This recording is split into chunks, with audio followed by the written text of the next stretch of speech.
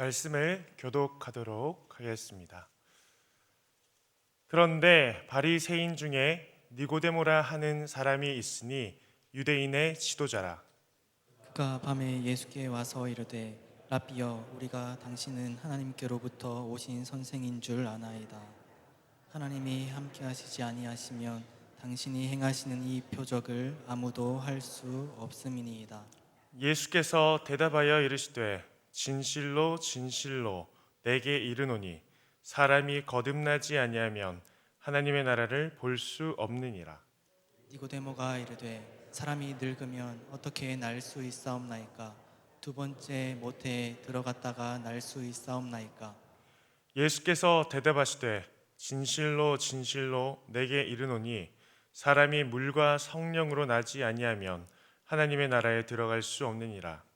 육으로 난 것은 육이요 영으로 난 것은 영이니 내가 내게 거듭나야 하겠다 하는 말을 놀랍게 여기지 말라.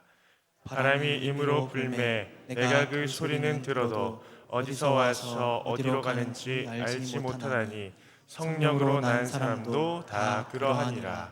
아멘. 사랑하는 성도님들, 현대 지성인 중 거대한 산맥이라 불리는 이어령 박사를 기억하실 것입니다. 그는 당대 최고의 석학이었고 문화부 장관을 지냈으며 수많은 책을 써내며 인간의 지성이 도달할 수 있는 최고의 정점에 서 있던 사람이었습니다. 그런데 그가 인생의 노년에 하나님 앞에 무릎을 꿇고 세례를 받았을 때 많은 사람들은 큰 충격에 빠졌습니다. 남부러울 것 없는 지식과 명예를 가졌던 그가 왜 창조주, 구원주, 하나님을 찾게 되었을까요? 그는 딸 이미나 목사님의 잃어가던 시력을 치유하는 과정을 목격하며 인생의 무기력과 그 지성을 내려놓고 신앙을 받아들였습니다. 그리고 2007년 70대 후반의 나이에 세례를 받으며 지성에서 영성으로의 삶을 전환하였습니다. 이어령 박사는 무신론자였지만 그가 예수님을 믿고 구주로 영접했을 때 결국 내가 신에게 손을 내밀었다고 고백하며 인간의 무기력함을 인정하고 만물의 주권자 되시는 하나님께 손을 내밀었습니다. 그리고 그 손을 잡았습니다. 사랑하는 성도님들, 보편적인 인간이라는 존재는 영혼이 있습니다. 그렇기 때문에 영원한 나라에 대한 궁금증을 가지게 되는 때가 있습니다. 그리고 그러한 상황 속에서 어떤 사람은 이어령 박사처럼 긍정적인 모습으로 그 부분을 해결하기 위해 하나님께 나아가는 사람들도 있지만, 이와는 반대로 어떤 사람은 회의감과 공허함 그리고 절망 가운데 스스로 인생의 비극적인 길을 선택하는 사람도 있습니다. 사랑하는 성도님들, 오늘 본문 가운데에서도 이러한 번민 속에 예수님께 나온 인물이 있습니다. 바로 니고데모입니다. 오늘 말씀의 배경은 니고데모라는 바리새인이 예수님을 찾아와 질문하는 것에서 시작이 됩니다. 그는 유대교에서 가장 엄격하게 율법을 지키던 바리새파 소속이었습니다. 오늘날로 치면 성경을 통째로 암송하고 일주일에 몇 번 금식을 하며 11조를 단 1원도 틀리지 않고 내는 사람이었습니다. 다시 말해 그는 종교적으로 아주 성실하고 깨끗하게 살려고 노력하였던 사람이었습니다. 또한 그는 산헤드린이라는 의회의 의원이었습니다. 산헤드린이라는 조직은 당시 유대인들의 종교, 법률, 정치를 담당하는 최고 권력 기관으로 71명의 소수만 들어갈 수 있었으며 지금으로 치면 국회의원급의 권력과 명예를 가진 사회 지도층이라고 할 수 있습니다. 또한 니고데모는 당시 구약 성경 모세오경을 통달한 최고의 신학자였으며 많은 사람들에게 성경을 가르치던 선생과 같은 역할을 하였다라는 것을 알 수 있습니다. 다시 말해 그는 이어령 박사처럼 지적으로도 도덕적으로도 부와 그리고 명예와 여러 측면에 있어 부러움의 대상이었으며 더 나아가 존경받는 인물이었습니다. 하지만 이러한 니고데모의 마음 한구석에는요, 인간의 지식이나 종교적인 열심으로도 채워지지 않는 영적인 그 갈급함이 있었습니다. 그는 어떻게 해야 하나님 나라에 갈 수 있을까? 어떻게 하면 영원한 생명을 얻을 수 있을까에 대한 갈급함이 있었던 것 같습니다. 그렇기 때문에 그는 많은 사람들의 눈을 피해 늦은 밤 예수님을 찾아가게 되었습니다. 니고데모가 밤에 예수님을 찾아갔다는 것은 니고데모는 당시 예수님과 대립을 하고 있었던 유대인이었기에 낮에 예수님을 찾아가는 것은 자신의 사회적 지위와 그동안 쌓아온 종교적 명성을 모두 잃을 수 있는 위험한 상황이기였기에 밤에 예수님을 찾아가게 되었다고 말하는 학자들도 있지만, 니고데모가 밤에 예수님을 찾아갔다는 것은 구원자 되시는 예수님을 만나러 가는 길 가운데 인간적인 체면을 놓을 수 없었던 그의 영적 상태가 어두운 밤과 같다고 볼 수 있습니다. 이처럼 밤과 같이 영적으로 어두웠던 니고데모는 어두운 밤과는 대조되는 빛이신 예수님을 만나게 됩니다. 그리고 니고데모는 예수님을 향하여 이렇게 말합니다. 우리 다 함께 요한복음 3장 2절 말씀을 함께 읽도록 하겠습니다. 그가 밤에 예수께 와서 이르되 라삐여 우리가 당신은 하나님께로부터 오신 선생인 줄 아나이다. 하나님이 함께 하시지 아니하시면 당신이 행하시는 이 표적을 아무도 할 수 없음이니이다. 사랑하는 성도님들, 죄로 인하여 전적으로 타락한 인생의 모습이 바로 니고데모와 같은 모습입니다. 분명 니고데모 앞에는 죄로 인해 죽을 수밖에 없는 그 인생을 구원하시기 위해 이 땅에 오신 예수님이 앞에 실존하고 계셨습니다. 하지만 니고데모는 표적 중심적 사고를 가지고 예수님을 하나님이 보내신 선생으로 여깁니다. 성도님들, 이단들의 대표적으로 자신들의 그 세력을 넓히고 확장하는 무기가 무엇입니까? 그것은 바로 어떠한 이적입니다. 그리고 그 이적을 통하여서 많은 영혼들은 자신들이 믿는 그 교주를 더욱 하나님처럼 여기게 됩니다. 데살로니가 후서 2장 9절 말씀을 제가 읽어드리도록 하겠습니다. 악한 자의 나타남은 사탄의 활동을 따라 모든 능력과 표적과 거짓 기적과, 성도님들, 우리들의 원수 사탄마귀는 마치 자신이 하나님인 듯한 모습으로 이적을 행하며 많은 사람들을 진리에서 떠나 거짓을 믿게 만든다는 사실을 기억하시길 바랍니다. 이처럼 본문에 나온 니고데모는 구원자 예수님을 앞에 두고 랍비라는 호칭을 사용하며 대단한 능력을 행하시는 분이라 생각했을 뿐, 자신 앞에 계신 분이 바로 죄로 인하여서 끊어진 하나님과 인간의 관계를 십자가 사랑을 통해 연결시키실 중보자라는 사실을 알지 못하였습니다. 그리고 예수님께서는 이렇게 영적으로 무지하고 또한 자신만의 고민이 있었던 그 니고데모의 고민이 무엇인지 단번에 아시고 이렇게 말씀하십니다. 요한복음 3장 3절 말씀을 함께 읽어보도록 하겠습니다. 예수께서 대답하여 이르시되 진실로 진실로 내게 이르노니 사람이 거듭나지 아니하면 하나님의 나라를 볼 수 없느니라. 예수님께서는 니고데모의 영적 상태를 아시고 본질적인 질문을 하십니다. 바로 거듭남에 대한 질문입니다. 예수님께서 니고데모에게 하신 거듭남에 대한 질문은 어떠한 고민 끝에 나온 말씀이 아닙니다. 질문이 아닙니다. 바로 예수님이 니고데모의 현재 상태에 대한 확언의 말씀입니다. 사랑하는 성도님들, 태초의 첫 사람 아담은 인간의 대표자로서 하나님과 언약을 맺게 됩니다. 그 언약은 행위 언약으로서 하나님께서 인간과 처음 맺은 언약이었습니다. 행위 언약의 조건은 하나님께 순종하는 것으로 인류의 대표자 아담이 선악과를 먹지 않으면 영원히 살 것이고 먹으면 영원히 죽는 것이었습니다.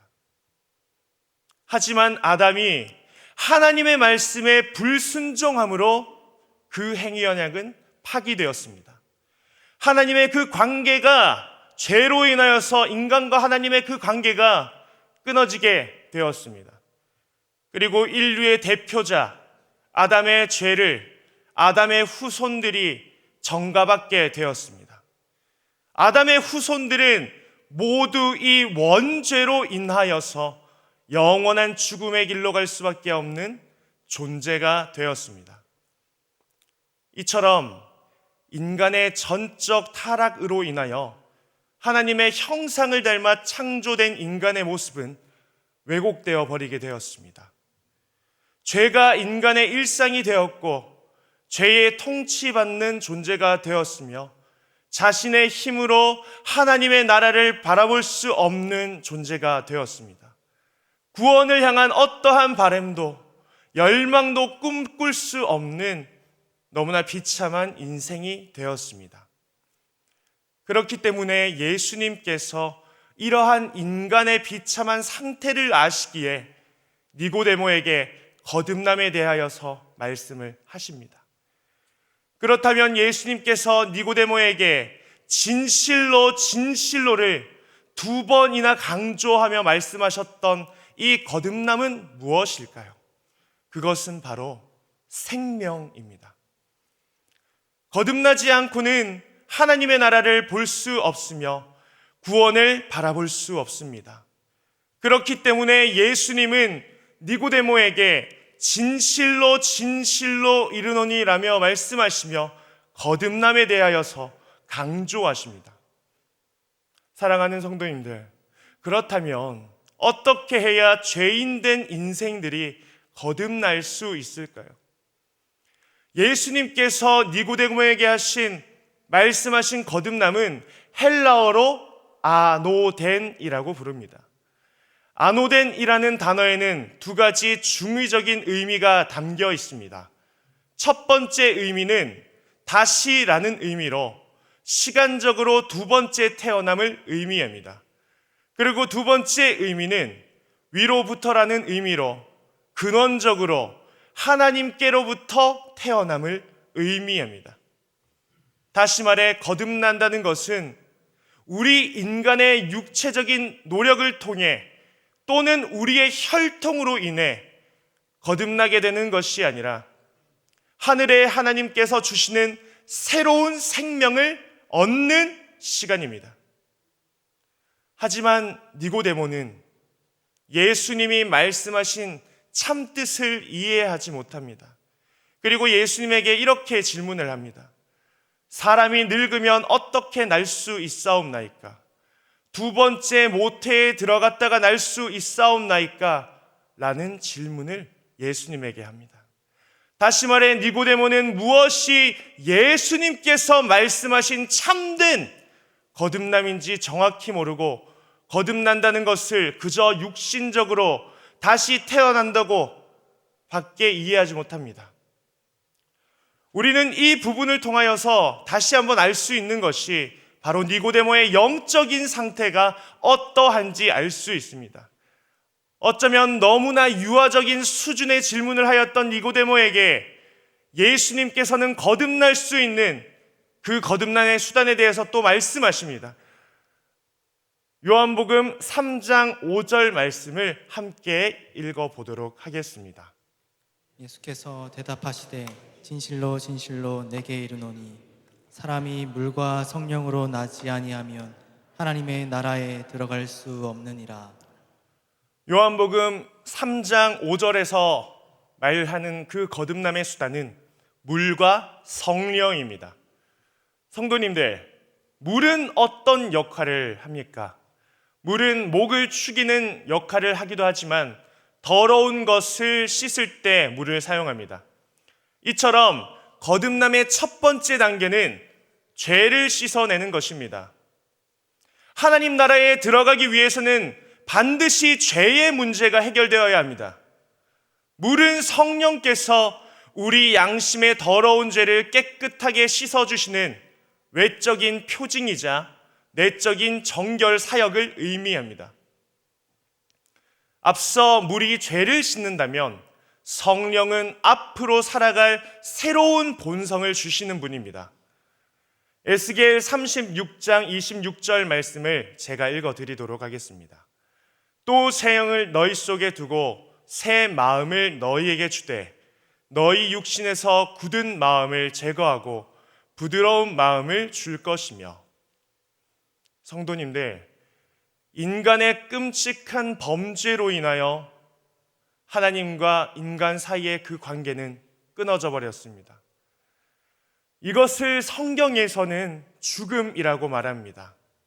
하나님과의 관계가 끊어져 죽어버린 영혼은 하나님을 통하여서 새로운 생명을 받아 다시 살아나야 됩니다. 즉 성령을 통하여 새 생명을 얻고 다시 살아나 하나님의 뜻을 깨닫고 행하는 자가 되어야 합니다. 성도님들, 죄인이 거듭날 수 있는 것은 오직 하나님의 주권적인 역사하심 가운데에 가능한 일입니다. 이처럼 하나님의 주권적인 역사하심 가운데 일어나는 그 거듭남을 신학적 용어로는 중생이라고 부릅니다. 이어서 예수님께서는 성령이 역사하시는 그 중생의 과정을 바람과 비교하십니다. 성도님들, 바람의 특징이 무엇입니까? 바람은 아무 데서나 마음대로 붑니다. 바람은 우리의 눈에 보이지 않습니다. 바람은 주권적으로 행동합니다.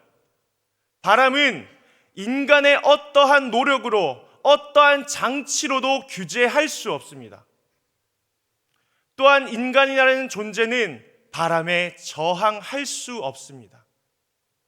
만약 강력한 바람이 인간 앞에 분다면 아마 인간은 저항도 하지 못하고 바람의 방향에 따라 가버리게 될 것입니다. 그리고 그 강력한 바람의 영향에 미친 곳을 보면 어떻습니까? 그 바람의 영향이 얼마나 강력한지를 우리는 알 수 있습니다. 성도님들, 이처럼 하나님이 택하신 영혼에게 성령의 바람이 불기 시작한다면 죄인은 하나님의 사랑과 은혜를 거부할 수 없게 되고 우리의 삶에는 마치 바람이 불어 나뭇잎이 흔들리는 것과 같은 결과를 나타냅니다. 다시 말해 중생한 영혼에게는 반드시 거듭남의 결과가 나타난다는 것입니다. 사랑하는 성도님들, 이 중생의 과정은 참으로 신비롭습니다. 그렇기 때문에 우리의 눈으로 직접적으로 보이지는 않습니다.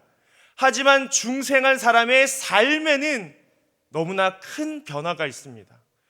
예를 들어 중생한 영혼은 죄를 가까이 하기 싫어합니다. 죄를 미워합니다. 날마다 주님의 말씀을 통하여 주님이 원하는 삶이 어떠한 삶인지 끊임없이 생각합니다. 죄와는 멀어지는 삶을 살아가려고 합니다.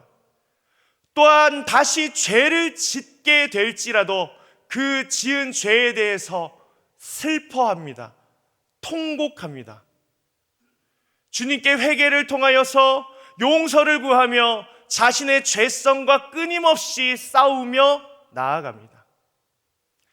하지만 거듭남의 은혜를 경험했다고 우리의 입술로 고백을 하면서 세상 사람들과 똑같이 죄를 사랑하고 죄와 함께 연합하면서 살아가는 삶을 살아간다면, 자신의 죄를 놓고 회개하지 않는 삶을 살아간다면 아마도 거듭남의 은혜를 경험하였다고 하기는 어려울 것 같습니다.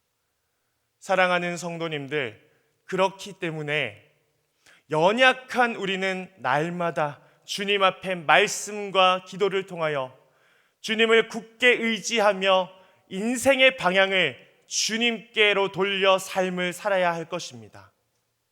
이제 말씀을 정리하도록 하겠습니다. 사랑하는 성도님들, 저는 앞서 말씀드렸듯이 첫 사람 아담은 행위 언약 아래 있었다고 말씀을 드렸습니다. 행위 언약이라는 것은 하나님의 말씀대로 행하는 조건이었습니다. 하나님의 말씀대로 인간이 행하면 영원한 생명을 얻는 것입니다.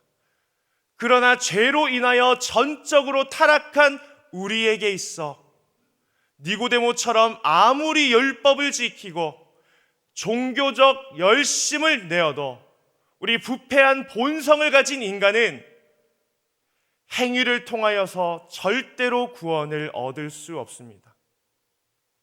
그래서 하나님은 우리에게 은혜 언약을 선물로 주셨습니다.